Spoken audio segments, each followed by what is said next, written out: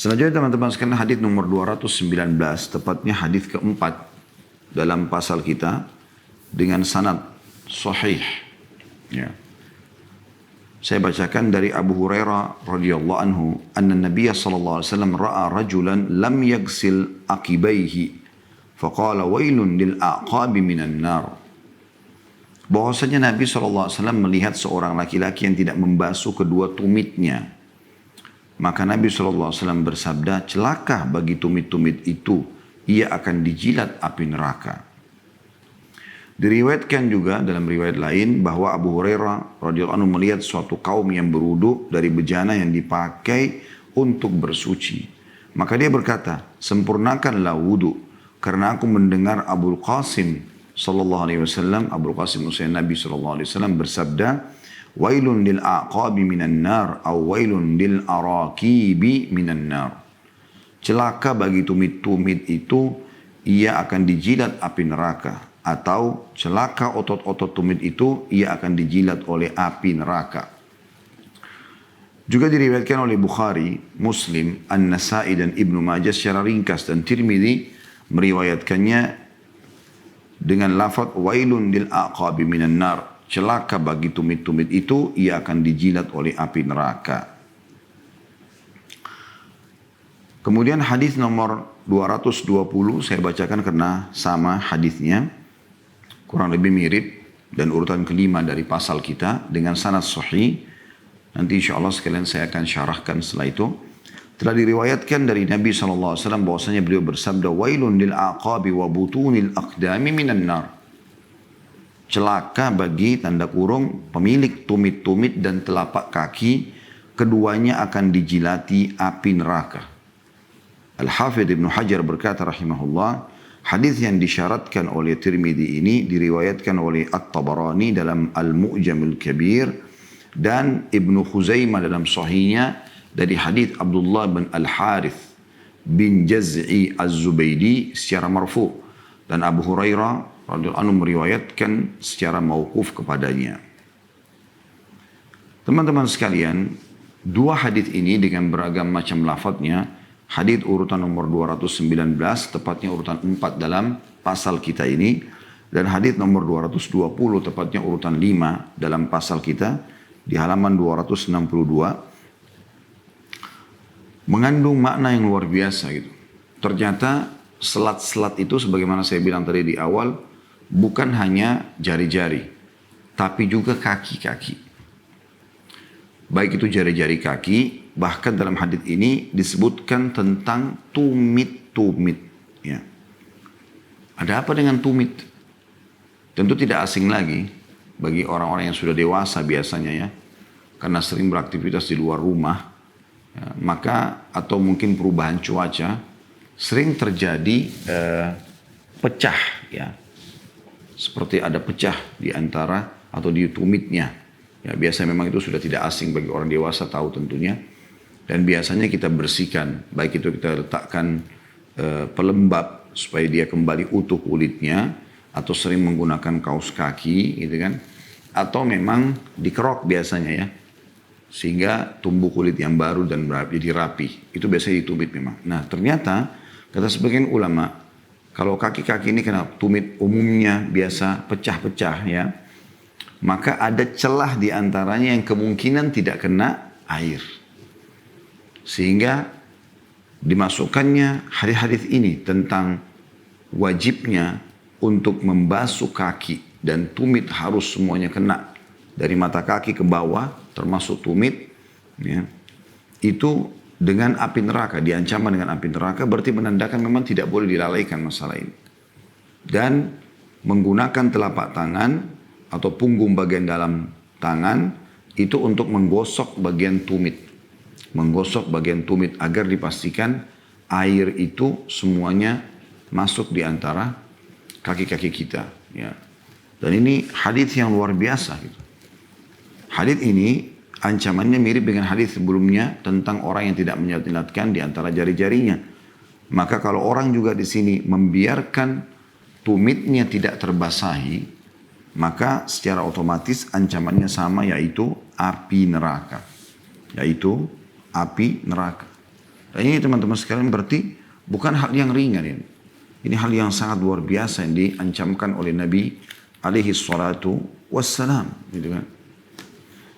Lalu mungkin teman-teman bertanya, masa sih ada orang yang berwudu terus tumitnya nggak basah? Ya, banyak malah. Gitu kan. Banyak. Jadi waktu awal kita bahas tentang bab wudu kita, saya pernah menjelaskan saudaraku seiman tentang bagaimana keutamaan orang yang menyempurnakan wudu. Menikmati setiap gerakannya. Membiarkan air jalan tapi tidak terlalu kencang supaya tidak mubazir. Kemudian memastikan pelan-pelan saja. Telapak tangan ada batas minimalnya pergelangan diambillah dari punggung bagian depan kanan dengan telapak tangan kiri ditarik ke atas. Dipastikan air itu terus mengucur. Kemudian juga dibalas dengan punggung bagian dalam kanan mengusap punggung bagian luar kiri, ya. Setelah selesai, baru kemudian mempertemukan dua bagian dalam, sementara air terus berjalan di kerannya, kemudian menyelat-nyelatkan di antara jari, ya. Dan sudah saya bahasakan tadi, kalau kita gabungkan dengan materi hari ini, maka tidak ada salahnya Anda memastikan seluruh jari-jari Anda terselat-selati. Begitu juga setelah memastikan satu, Anda ulangi, ya. Dua, ini kan. Jadi dipastikan semuanya kena. Dan tiga. Kan gitu. Jadi dipastikan semuanya kena. Karena saya lihat kadang-kadang ada orang, subhanallah, mereka buru-buru sekali dalam menyelesaikan wudunya. Begitu keran jalan, selesai. Padahal mungkin banyak atau ada bagian-bagian punggung tangan yang tidak kena. Begitu juga dengan mengambil air pada saat mulut dan hidung. Masukkan air ke mulut, kumur-kumur, ya, dengan memutar air di mulut, ya, agar mengenai seluruh rongga bagian dalam mulut. Sisanya dihirup. Ya. Karena ada orang cuma taruh di ujung hidungnya saja. Kata Nabi SAW, ya, kuatkanlah kalau kalian sedang beristinsyak, menghirup air wudu itu, dan pada saat istinthar, mengeluarkan dengan tangan kiri. Jadi menghirup dengan tangan kanan, keluarkan dengan tangan kiri. Kecuali kalian sedang berpuasa. Kalau sedang berpuasa, kita pelan-pelan saja, khawatir masuk ke tenggorokan. Tapi kalau tidak berpuasa, anjurannya memang begitu. Ya. Kemudian mengambil air dengan dua telapak tangan, lalu meletakkan di wajah tempat tumbuhnya rambut, lalu ditarik sampai ke dagu. Satu. Kemudian dipastikan dua. Kemudian dipastikan tiga. Nah, ada yang saya ingatkan itu hari, kalau teman-teman masih ingat, adalah membasuh, ya, tangan, telapak tangan sampai ke siku. Nah ini hati-hati tidak kena. Saya pernah lihat sendiri tuh ada orang wudu, jadi tidak kena. Ya. Ini ditarik air itu, kerannya lagi berjalan, sampai pastikan sentuh dengan tangan kiri Anda siku kanan, baru diputar ke dalam. Atau dari atas Anda juga tarik, kerannya lagi jalan, dipastikan ditarik semuanya, kena air, dikembalikan juga dari bawah. Ya. Dipastikan semua kena. Kanan sudah 3 kali, kiri pun seperti itu. Ingat, nikmati setiap gerakannya. Dipastikan agar betul-betul air itu semuanya membasahi anggota-anggota tubuh wudu ini. Yang dianjurkan kena wudu. Itu juga dengan kepala mengambil air, mengusap dari awal tumbuhnya rambut, ditarik sampai ke punuk. Kemudian ditarik lagi kembali, ya. Saya sudah bilang kalau perempuan yang rambutnya panjang bisa dia menepuk-nepuknya ke atas. Kemudian memasukkan jari telunjuk ke dalam kuping dan ibu jari mutar di belakang kuping. Kemudian kaki. Nah, kaki ini yang tadi yang sedang kita bahas. Pastikan kalau ini adalah telapak kaki, tentu kita tahu ada mata kaki, maka ini batas minimal mata kaki. Harus dari sini ke bawah. Kalau bisa dilebihkan, lebihkan. Sedikit masuk ke tulang kering kita. Dibasahkan. Dan dari bahasan hari ini adalah kita memasukkan juga jari tangan kita ke jari-jari kaki. Dan juga memastikan tumit, ya. Tumit itu digosok. Apalagi kalau memang ada orang yang pecah-pecahnya itu, maaf sedikit parah, ya. Karena sudah tidak pernah dirawat lagi, maka akhirnya pecah-pecah situ. Nah ini dimaksud dengan hadits ini. Dan ancamannya sangat tegas bagi orang yang menganggap remeh masalah ini. Itu akan dijilati anggota tubuh yang tidak kenal air wudu ini dengan api neraka. Wa na'udzubillah. Kemudian selanjutnya, tentu hadis yang kedua, ya,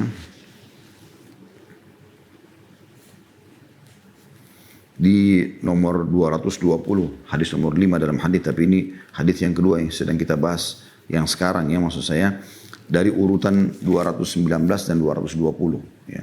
Tentu hadis ini sudah urutan kelima yang berbunyi wailun, kata Nabi SAW, wailun lil aqabi wa butunil aqdami minan nar. Celaka bagi pemilik tumit-tumit dan telapak kaki, ya. Jadi bukan hanya tumit tapi seluruh telapak kakinya yang tidak tersentuh air, keduanya akan dijilat api neraka. Ada orang saya lihat putar keran di masjid, itu dia cuma sentuhkan aja, jadi cuma punggungnya, kakinya saja yang kena. Jadi dia nggak kenain semuanya. Ini hal yang berbahaya bagi dia, karena tidak sempurna wudhu berarti tidak akan diterima sholat, gitu kan? Seperti itulah.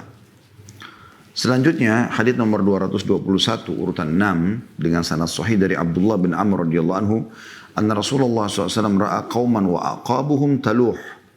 Faqala wailun lil aqabi minan nar asbigul wudu. Bahwa Rasulullah SAW melihat satu kaum yang berwudu sementara tumit mereka berwarna. Maksudnya kayak masih kering, belum basah. Dalam kurung karena tidak tersentuh air. Maka beliau bersabda, celaka bagi pemilik tumit-tumit itu. Ia akan dijilat oleh api neraka. Sempurnakanlah wudu. Diriwayatkan oleh Muslim, Abu Dawud, dan lafaz hadits ini adalah lafaznya. Maksudnya lafaz Abu Daud. An-Nasai juga meriwayatkan, Ibnu Majah dan Al-Bukhari meriwayatkan senada dengannya. Hadits ini teman-teman sekalian mirip dengan hadis sebelumnya tentang perintah agar seseorang peduli dengan jari-jari kaki dan juga tumit, umumnya juga punggung telapak kaki. Jadi harus semuanya kena. Dan ini fungsinya, ya, disinilah fungsi bahasan kita tentang menyelat-nyelatkan jari. Jadi jangan cuma menyelang-nyeling jari, ini dipahami antara jari-jari saja. Tapi juga telapak tangan kita dan jari-jari ini bisa kita fungsikan untuk membantu anggota tubuh yang lain supaya maksimal kena. Ya, di antaranya di sini disebutkan dalam hadis tentang telapak kaki. Karena banyak orang anggap remeh masalah ini. Apalagi di zaman dulu biasanya orang pakai kendi saja, airnya terbatas, biasanya mereka anggap remeh masalah ini. Jadi kalau teman-teman ada air saja dan ada anggota tubuh yang tidak kena, maka sudah seperti ancamannya bagaimana kalau ada air lalu orang tidak berwudu. Loh, kok bisa Ustaz bilang begitu? Saya dapat cuplikan dari Saudi maksud saya, di Mekah sebelum terjadi pandemi ini ya. Entah dari mana fatwa itu, sebagian petugas Masjidil Haram, ya, teman-teman kita dari Bangladesh, semoga Allah berikan hidayah. Rupanya mereka entah dapat fatwa dari mana, ada satu orang Saudi ambil pakai handphone tiba-tiba. Karena melihat mereka seperti orang yang melakukan hal yang sama semuanya. Mereka dekati tembok, ya, tembok Masjidil Haram. Padahal mereka tuh bertugas di situ. Mereka bisa ke kamar mandi, bisa wudu, ya. Lalu mereka melakukan bukan tayamum. Kalau tayamum itu kan menepuk tembok, kemudian mengusap muka dan telapak tangan, kan begitu. Ini enggak. Itu pun kalau tidak ada air, ya. Atau orang ada udzur tidak bisa kena air, lagi sakit misalnya, baru boleh tayamum. Tapi ini teman-teman sekalian, dekat Masjidil Haram banyak sekali kamar mandi gitu. Kita keluar, luas sekali kamar mandi, tempat duduknya juga luas gitu kan. Bahkan di beberapa titik di Masjidil Haram Mekah itu saya pernah temukan ada tempat wudhu dalam masjid disiapkan. Tapi tidak ada WC tentunya. Di dalam masjidnya, kalau di luar masjid tentu ada WC. Maka mereka seperti orang yang membayangkan kalau ada air. Jadi dia kayak ngambil air kayak gini begini ya. Kemudian kayak orang kumur-kumur. Padahal tidak ada air. Sampai orang yang shooting itu tanya, "Hai saudaraku, mana airnya?" Jadi dia seakan-akan ada air. Contoh, ini mustahil diterima sholatnya. Gitu kan? Kalaupun dia mau tayamum itu pun ada udzur, ya, tidak ada air dan memang betul-betul dia misalnya kena penyakit yang tidak bisa dia tersentuh air sementara, maka mungkin dia boleh tayamum. Tayamum pun ada caranya. Bukan merekayasa seakan-akan ada air jalan gitu kan. Allahu a'lam. Jadi ini hadis-hadis ini memberikan gambaran kepada kita tentang pentingnya setiap muslim dan muslimah peduli dengan anggota-anggota tubuh yang berhubungan dengan masalah wudu. Ya. Mungkin di awal-awal bahasan kita ada yang membaca flyer mungkin, oh bab wudhu, ya sudahlah tidak usah diikutin. Padahal subhanallah penting sekali. Di sini justru bermula ibadah-ibadah Anda yang lain diterima. Karena kalau wudhu benar, sholatnya diterima. Dan apa kata Nabi SAW, awal amal dihisab hari kiamat adalah sholat. Kalau dia baik maka beruntunglah dia. Dan kalau dia salah, maka rugilah dia, celakalah dia.